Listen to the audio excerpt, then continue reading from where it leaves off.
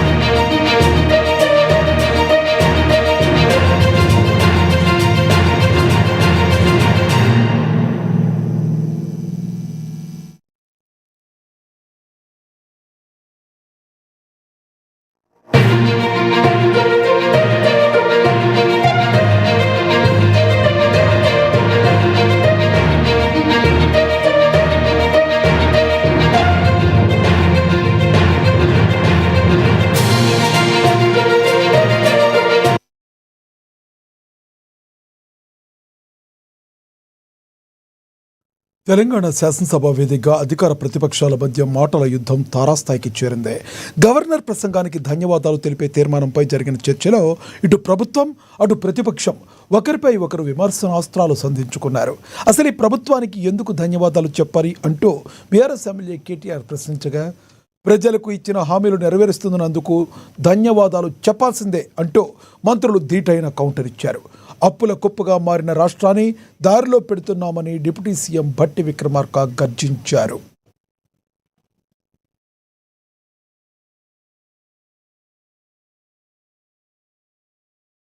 సోదరులు ధన్యవాదాలు చెప్పాలా? డిఏలు రాక, పిఆర్సీ లేక, బెనిఫిట్స్ అందక నరక యాతన పడుతున్న 10 లక్షల మంది ఉద్యోగులు, పెన్షన్దారులు, అవుట్ సోర్సింగ్ వర్కర్లు, వారు ధన్యవాదాలు చెప్పాలా? విషాహారంతో చస్తూ పురుగుల అన్నం తింటున్న లక్షలాది మంది విద్యార్థులు తప్పకుండా మా గౌరవ సోదర శాసనసభ్యులు మా ప్రభుత్వానికి ధన్యవాదాలు చెప్పాలి. మీరు 10 ఏళ్ళు ఒక్క తెల్ల రేషన్ కార్డు ఇయ్యేందుకు, ನೀವು తెల్ల రేషన్ కార్డు ఇచ్చి సన్నబియ్యం ఇస్తున్నందుకు, ఇవాళ 20,000 కోట్లతోని మా ఫైనాన్స్ మినిస్టర్ గారు ఇవాళ యంగ్ ఇండియా స్కూల్స్ పేరు మీద కుల మతాలకు అతీతంగా ఒక యంగ్ ఇండియా ఇంటర్నేషనల్ మోడల్లో ఇవాళ స్కూళ్లు కట్టి సగం స్కూల్ పూర్తిగా వస్తున్నందుకు ఇవాళ ఆర్టీసీలో 278 కోట్ల మంది 11,000 కోట్ల రూపాయలు ఇవాళ ఆర్టీసీ చెల్లించి ఉచితంగా మా అక్కా చెల్లెలు బడికి పోయినా, గుడికి పోయినా, అమ్మగారింటికి పోయినా ఉచితంగా పోతున్నందుకు, ఇంకా ఈరోజు మీరు గ్రామాలలో చూడండి, ఏ గ్రామానికి వెళ్ళినా 30-40 ఇందిరమ్మ ఇల్లు కడుతున్నందుకు తప్పకుండా మీరు ధన్యవాదాలు చెప్పాలి. మీరు ఇంకొక విషయం, మీకు ఏం చెప్పాలి ధన్యవాదాలు? దళితుని ముఖ్యమంత్రి చేసిన ధన్యవాదాలు చెప్పాలా? 2 బెడ్రూమ్ ఇల్లు ఇచ్చిన ధన్యవాదాలు చెప్పాలా? మేము ఒకటే చెప్తున్నాం, కేటీఆర్ గారికి మేము చేసిన కార్యక్రమాలు చెప్పండి, మేము చేసిన మంచి కార్యక్రమాలు చెప్పండి. మీరు చేయవలసిన మేము చెప్తున్నాం. మేము స్పీకర్ సార్, మీరు ఒక నిమిషం వినండి. మీరు ఓపిక తెచ్చుకోండి. మీరు కొద్దిగా ఓపికతోని వినండి. మీరు గౌరవ కేటీఆర్ గారు శాసనలో వాళ్ళు వింటున్నారు. మీరు ఓపిక తెచ్చుకోండి. మేము కొన్ని చేసినాం, కొన్ని కార్యక్రమాలు చేసినాం. మొదటగా పేదవాళ్ళకు సంబంధించిన కార్యక్రమాలు చేసుకుంటూ అప్పుల బారిన పడ్డ ఈ రాష్ట్రాన్ని గాడిలో పెట్టుకుంటూ ఒక్కొక్క కార్యక్రమాలు చేస్తూ మీరు మొదలుపెట్టి రిజర్వాయర్ కట్టిండు, ల్యాండ్ ఎక్విజిషన్ లేదు, ప్రాజెక్ట్ లేవు, నీళ్లు లేవు, లక్షల కోట్లు అప్పు చేసాను. అవన్నీ కూడా సెట్ చేసుకుంటూ ఈ 2.5 సంవత్సరాల్లో 3,25,000 కోట్ల అప్పులు మీరు చేసిన దాన్ని బాకీలు కట్టి రాష్ట్రాన్ని గాడిలో పెడుతున్న సందర్భంలో తప్పకుండా మీరు ధన్యవాదాలు చెప్పాలి. ప్రజలను మోసం చేసేందుకు మీరు క్షమాపణ చెప్పాలి. మీరు అధ్యక్ష, ఈ రాష్ట్రంలో ఒక కుటుంబ దాదాపు 2.5 లక్షల పైన అన్ని స్కీములు కలిపి పెద్ద ఎత్తున లబ్ధి చేరుతుందని చెప్పి ఆనాడు నేను చెప్పిన మాట వాస్తవం. ఇప్పుడు కూడా లెక్కలతో సహా మరి సమాధానం చెప్పేటప్పుడు నేను తప్పనిసరిగా చెప్తాను ఒక్కొక్క కుటుంబానికి ఎంత అందుతున్నాయనేది కూడా. ఈరోజు కూడా అధ్యక్ష ఈ రాష్ట్రంలో 200 యూనిట్ల ఫ్రీ పవర్ ఇచ్చేటప్పుడు దాదాపు 53 నుంచి 54 లక్షల కుటుంబాలకి ఈరోజు ఫ్రీ పవర్ ఉచితంగా 200 యూనిట్లు ఇస్తాం. ఈరోజు కూడా అధ్యక్ష రాష్ట్రంలో 1,15 లక్షల కుటుంబాలు ఉంటే దాదాపు 1,06 లక్షల కుటుంబాలకి వాళ్ళ సన్నబియ్యం ఇస్తా ఉన్నాం మనం ఈ రాష్ట్రంలో. ఒక్కొక్క మనిషికి 6 కేజీలు లెక్క కట్టి బహుశా ఈ దేశ చరిత్రలో ఎక్కడా కూడా ఇంతమందికి సన్నబియ్యం ఇచ్చేటువంటి కుటుంబాల చరిత్ర ఎక్కడా లేదు అధ్యక్ష. ఇది సువర్ణాక్షరాలతో ఈ రాష్ట్రంలో ఈ దేశంలో చరిత్రలో రాసుకోదగినటువంటి అంశం అధ్యక్ష. అధ్యక్ష ఈ రాష్ట్రంలో పేదవాళ్ళందరికీ ఇళ్ళు ఇస్తామని చెప్పాం. మీరు 10 సంవత్సరాలు ఆనాటి ఇందిరమ్మ ఇల్లు ఇచ్చేటప్పుడు ఒక గదే ఇస్తా ఉన్నారు. ఆ ఒక గదిలో అదే ఆ కొడుకు వస్తే ఆడబడుకుంటాడు, అల్లుడే వస్తే ఆడబడుకుంటాడు, బర్రె ఆడగట్టేస్తాడో గొర్రె ఆడగట్టేస్తాడో అని మాట్లాడి మేము వచ్చిన తర్వాత డబుల్ బెడ్రూమ్ ఇళ్ళు అందరికి ఇస్తామని చెప్పారు. అధ్యక్ష 10 ఏళ్ళు చూసాం. చదువుకొని మంచి సూచనలు ఇస్తారు, సలహాలు ఇస్తారని అనుకున్నాం అధ్యక్ష. మళ్ళా ఊకో దుంపుడు ఉపన్యాసం చెప్తూ ఎవరో రాసిన స్క్రిప్ట్ను వాడుతూ ఈరోజు ఏంది అధ్యక్ష, ఇది మా జాతీయ పార్టీది, కాంగ్రెస్ పార్టీ జాతీయ పార్టీ. ఈరోజు మీరు రీజనల్ పార్టీగా ఉండి ఎన్నిసార్లు చక్కర కొట్టిన అధ్యక్ష బీజేపీ ప్రధానమంత్రి ముందట ఎన్నిసార్లు పోయిన అధ్యక్ష వారు 10 సంవత్సరాల కాలంలో లెక్క తీయండి అధ్యక్ష. ఈ రోజు మాది మా జాతీయ పార్టీ, మా అధిష్టానం కాంగ్రెస్ పార్టీది. ఢిల్లీ నుంచి రాజకీయం ఉంటది, ఢిల్లీకి ఎన్ని మార్లైనా వెళ్తాం. అదే విధంగా రాష్ట్ర ప్రయోజనాల గురించి ఎన్ని మార్లైనా ప్రధానమంత్రితో కలుస్తాం, మంత్రులతో కలుస్తాం, చూపెడతా ఉన్నాం ఫలితాలు.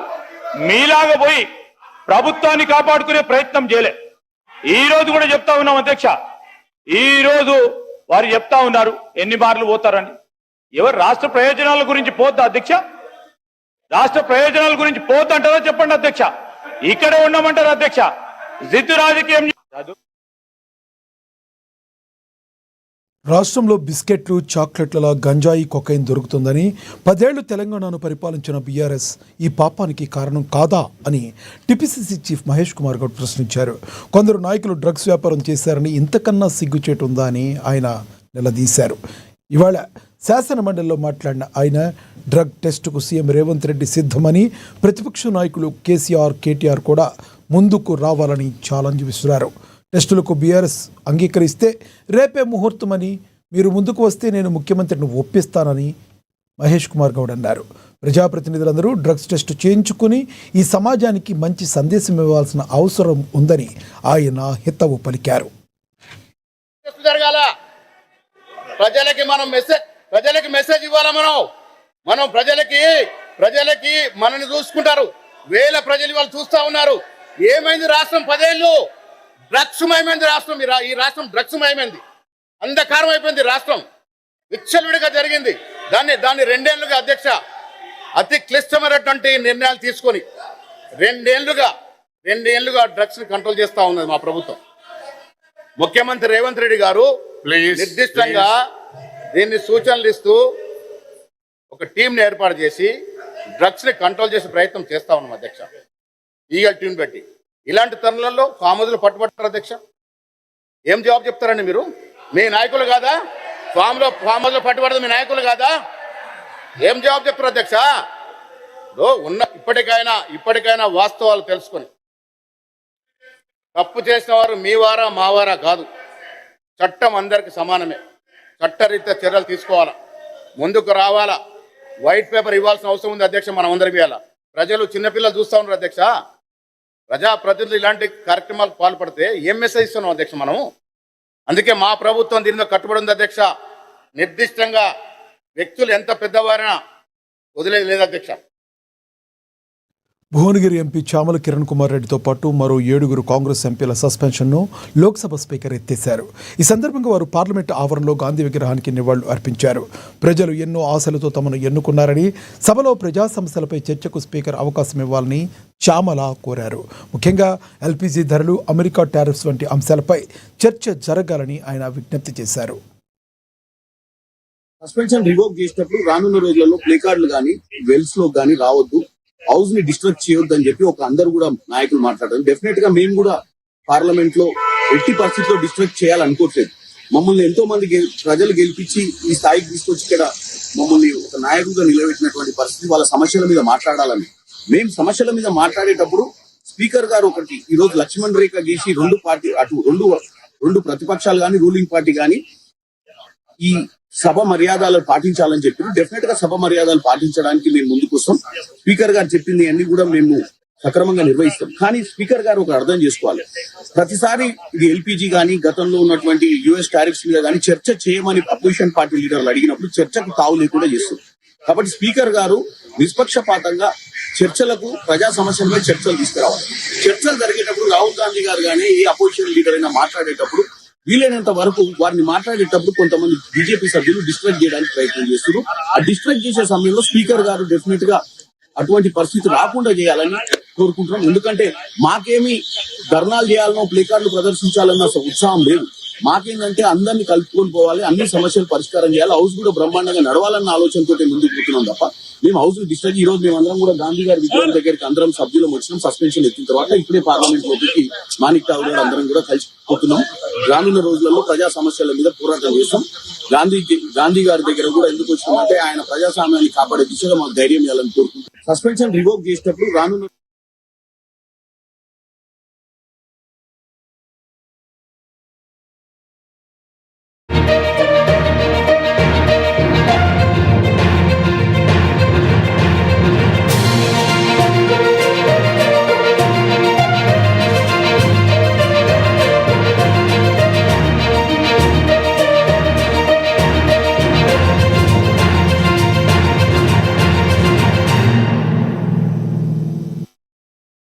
బ్రేకింగ్ న్యూస్ చూస్తున్నాం. జగిత్యాల జిల్లాలో దారుణం చోటు చేసుకుంది. యూట్యూబర్ వైష్ణవ్ని భర్త హరిబాబు అతి కిరాతకంగా హత్య చేశాడు. దీంతో అక్కడ స్థానికంగా కలకలం రేగింది. ఈ విషాదకర సంఘటన కోరుట్ల మండలం మాదాపూర్ గ్రామంలో చోటు చేసుకుంది. 2 ఏళ్ల క్రితం చిత్తారి హరిబాబును వైష్ణవి ప్రేమ వివాహం చేసుకున్నారు. కాగా నిన్న రాత్రి హరిబాబు వైష్ణవి మధ్య జరిగిన గొడవతో గర్భిణి అయిన వైష్ణవిపై కత్తితో దాడి చేశాడు. అతను హతమార్చాడు. తమ కూతుర్ని అన్యాయంగా పొట్టన పెట్టుకున్న హరిబాబును ఉరితీయాలని వైష్ణవి తల్లిదండ్రులు డిమాండ్ చేస్తున్నారు. పోలీసులు కేసు నమోదు చేసుకుని దర్యాప్తు చేస్తున్నారు.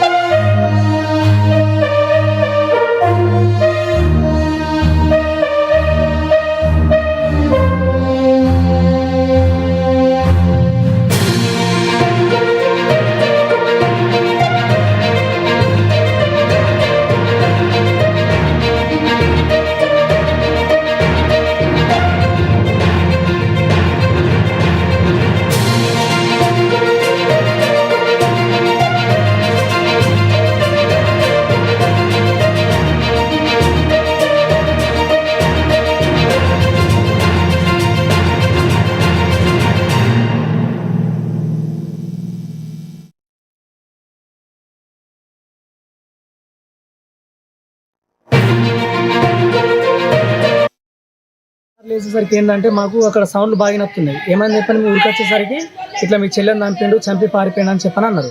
మరి గట్లేదు కానీ చెప్పని చూస్తే మొత్తం డోర్ ఎత్తి లోపలికి పోతే ఏంటంటే బ్లడ్ మొత్తం ఉన్నది. ఇక్కడనేమో ఇట్లా హోల్ లాగా పడ్డది, మొత్తం చేతికి ఇక్కడంత గాయం ఉంది. కానీ వాస్తవానికి ఏంటంటే వాళ్ళిద్దరి మధ్య అయితే మాకు ఎప్పుడు గొడవ లెక్క అయితే అనిపించలేదు.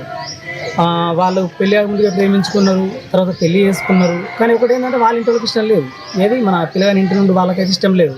సరే లేకుండా మా పిల్లి వాళ్ళని చేసిరంటే సరే మేము చూసుకున్నది అని చెప్పని ఈయనే ఉన్నారు. ఇక్కడనే మంచిగా ఉన్న అయిపోయింది. ఇక రాత్రి ఏదో చిన్న సౌండ్ నచ్చినట్టు గొడవ లెక్క వినిపించిందట. కరెంట్ కొట్టిన డోర్ తీయలేదు. సరే లేదు గట్టినే ఉంటారు కావచ్చు అని చెప్పని చక్కగా ఉన్నారట. తెల్లారు లేవుసరికి ఇట్లా జరిగింది. ఇంకా మంచిగా లేచి మొహం కడుకుంటూ విన్నాను అంటారు వాళ్ళైతే. నా ప్రెగ్నెన్సీ ఇప్పుడు 5 నెలలు అనుకుంటా ప్రెగ్నెన్సీ.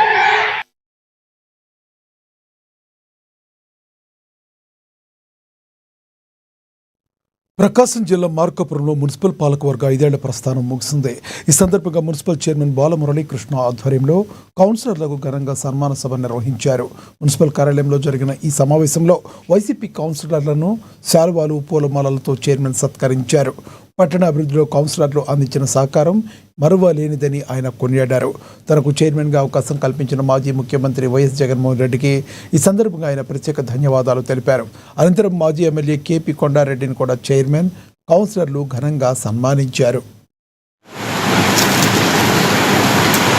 18/3/2021 ప్రజల ఆశీర్వాదం, మా నాయకుడు వైఎస్ జగన్మోహన్ రెడ్డి గారి ఆదేశాలు, అప్పటి మా శాసనసభ్యులు కుందూరు నాగార్జున గారి ఆశీర్వాదంతో మేము 30 మంది కౌన్సిలర్గా ఎన్నికై నేను చైర్మన్గా ఎన్నుకున్నారు. ఈ రోజు దాకా కూడా ఆ పదవిలో కొనసాగించడం భగవంతుడి దయ. మధ్యలో అవిశ్వాస తీర్మానం పెట్టి మన పార్టీ వాళ్ళే కూడా కుట్రలకు తుంతాలు చేసినా కూడా భగవంతుడి ఆశీర్వాదంతో ఈరోజు ఇన్నాళ్ళు ఉన్నాం. ఇంకా కోర్టులో జడ్జిమెంట్ ఉంది, అది రేపు జడ్జిమెంట్ వస్తుంది. దాని తర్వాత పూర్తిగా మనము ప్రెస్ మీట్లో పెట్టుకొని అన్ని సందర్భాలు అన్ని విషయాలు మాట్లాడుకుందాం. ఇంతవరకు ఈ అవకాశాన్ని ఇచ్చిన ప్రజలకు, పార్టీ నాయకులకు, పార్టీ కార్యకర్తలకు, భగవంతుడికి కూడా హృదయపూర్వక ధన్యవాదాలు తెలుపుకుంటున్నాను. జై జగన్. హనుమకొండ జిల్లాలో తీవ్ర విషాదం చోటు చేసుకుంది. ఒక కుటుంబం నడి రోడ్డుపై ఆత్మహత్యకు అనుమతి ఇవ్వాలంటూ ఆందోళనకు దిగటం స్థానికంగా తీవ్ర కలకలం రేపింది.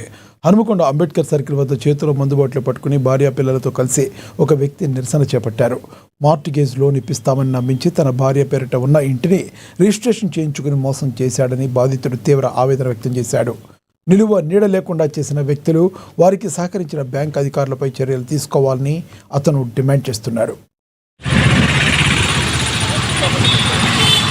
సివిల్ లేనందున నా ప్రాపర్టీ ఆయన పేరు మీద మార్టిగేజ్ చేస్తే 2,20,00,000 ఇప్పిస్తా అని ఇప్పించడం లేదు. నాకు మార్టిగేజ్ అని చెప్పి CLDD చేసుకున్నాడు.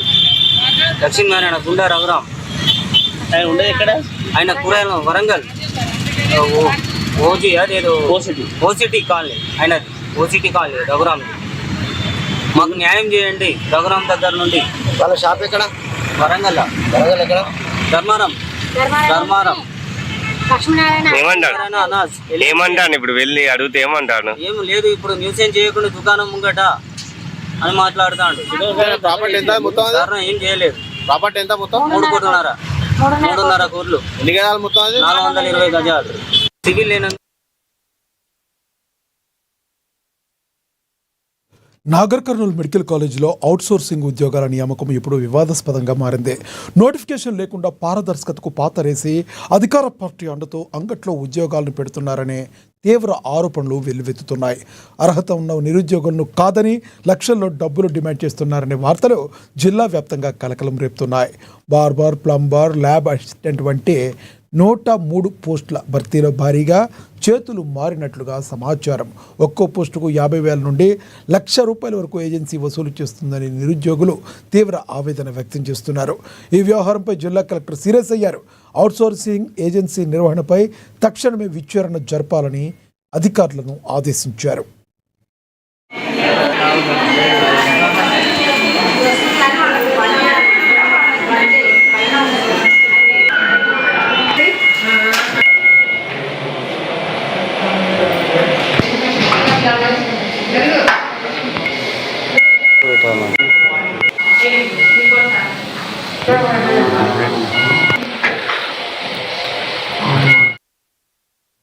కామారెడ్డి జిల్లాలో నిన్న రాత్రి ఒక్కసారిగా వాతావరణం మారిపోయి ఉరుములు మెరుపులతో కూడిన భారీ వడగండ్ల వాన కురుస్తుంది. ఆకాశం నుండి పెద్ద సైజు రాళ్లు పట్టడంతో జనం భయాందోళనకు గురయ్యారు. పలు చోట్ల పిడుగులు పడి భారీ నష్టం వాటిల్లగా కోతకు వచ్చిన పంటలు నీట మునిగి రైతన్నలు కన్నీరు మున్నీరవుతున్నారు. వడగండ్ల వాన ధాటకి జుక్కల గాంధారి మండల్లో జొన్న, మొక్కజొన్న, మామిడి పంటలు పూర్తిగా దెబ్బతిన్నాయి. పొట్ట దశలో ఉన్న వరి నేల రాలడంతో ఏం చేయాలో తెలియక రైతులు తలలు పట్టుకుంటున్నారు. అకాల వర్షాల వల్ల నష్టపోయిన తమను ప్రభుత్వం వెంటనే ఆదుకోవాలని, పంట నష్టపరిహారం చెల్లించాలని అన్నదాతలు వేడుకుంటున్నారు. జొన్న పంట వేశాను.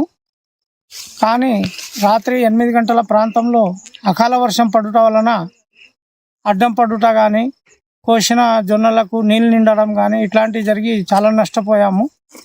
దానికి మళ్ళా బయటకు తీపిస్తున్నాను.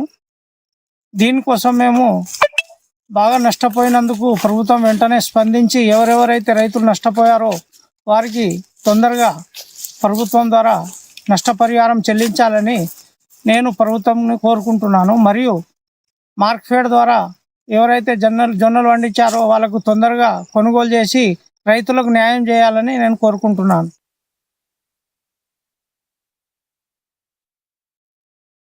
ఉగాది పర్వదినాన్ని పురస్కరించుకుని ఏలూరు జిల్లాలోని ప్రముఖ పుణ్యక్షేత్రం ద్వారకా తిరుమల శ్రీవారి ఆలయం సర్వాంగ సుందరంగా ముస్తాబవుతుంది.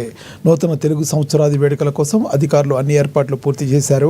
భక్తులకు ఎలాంటి ఇబ్బందులు కలగకుండా ఆలయ పరిసరాలను రంగులు, విద్యుత్ దీపాలతో అలంకరించారు. ఇక ఈ నెల 19న అర్చకులు పంచాంగ శ్రవణాన్ని వినిపించనున్నారు. ఆ తర్వాత పండిత సత్కారం, తీర్థప్రసాదాలు ఇవ్వడం జరుగుతుందని ఆలయ ఈవో భద్రాజీ తెలిపారు.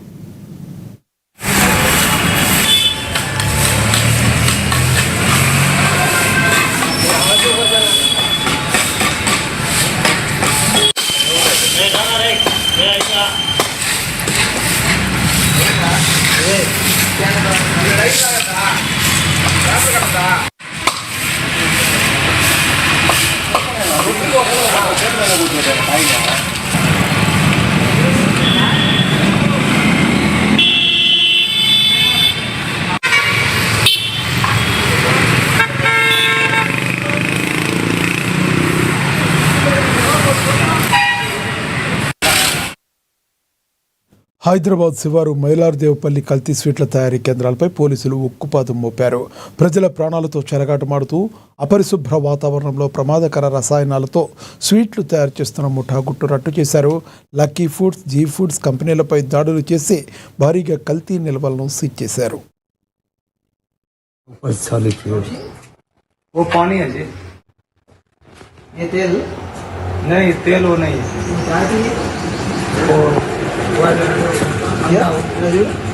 ये क्या है? ये फेंकते हैं, इसमें तेल रहते हैं. ये कोई कचरा वाला है, उसको उसमें फेंकते हैं बाहर. क्या है? शीरा है? शीरा है? हाँ शीरा. इसमें तेल रहते हैं. ये कोई कचरा वाला है, उसको. హైదరాబాద్ కూకట్పల్లిలో భారీ దోపిడీ కలకలం రేపుతోంది. రద్దీగా ఉండే ఏసీపీ కార్యాలయం సమీపంలోనే దుండగులు బరితెగించారు. బైక్పై వెళ్తున్న వ్యక్తుల కళ్లలో కారం కొట్టి బాక్సుల్లో ఉన్న ₹1 కోటి హవాలా నగదును వారు ఎత్తికెళ్లటం తీవ్ర సంచలనం రేపుతోంది.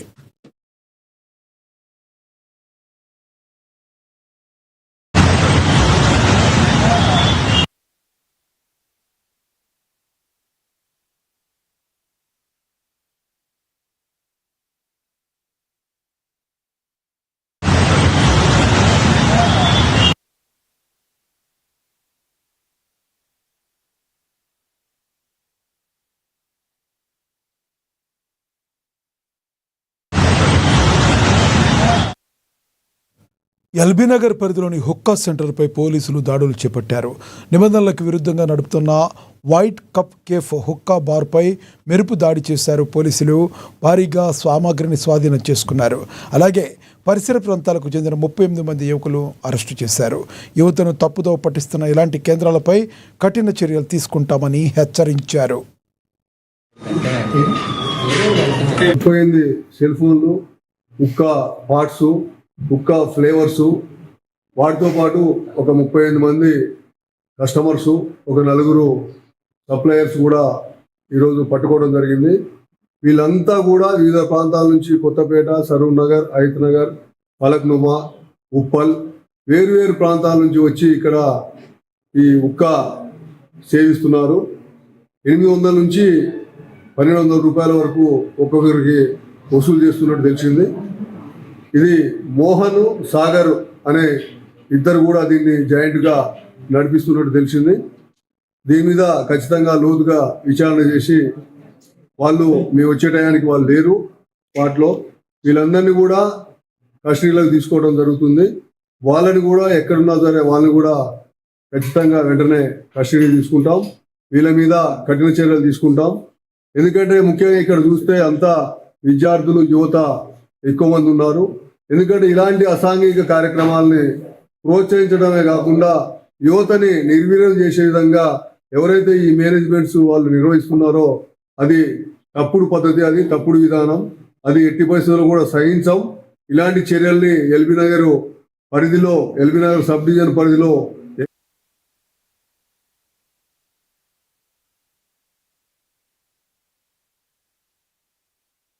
We will update. Stay tuned in.